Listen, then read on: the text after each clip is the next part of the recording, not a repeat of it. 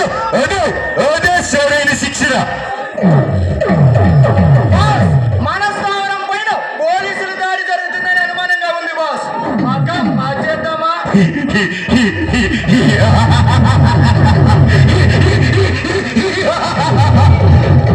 చోట్లు చూస్తే పిచ్చి కుక్కల తోగలే.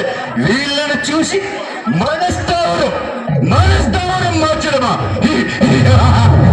సంభవంరా. బాస్, ఈ నగరంలో శివ అనే రౌడీ ఉన్నాడు బాస్.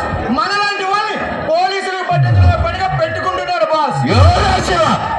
కొరికి బ్రతకాలని లేదా?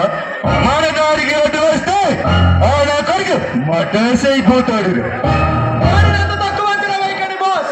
వాడు గుండెల తీసిన బంటు. చెప్పే వాస్తవం. వారి పరాక్రమాన్ని గురించి నా ముందర మాట్లాడితే నరికి పారేస్తారా?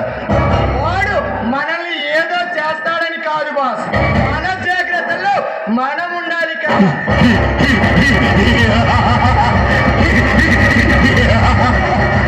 అలాంటి బచ్చనాయాల గురించి భయపడితే ఈ భయంకర్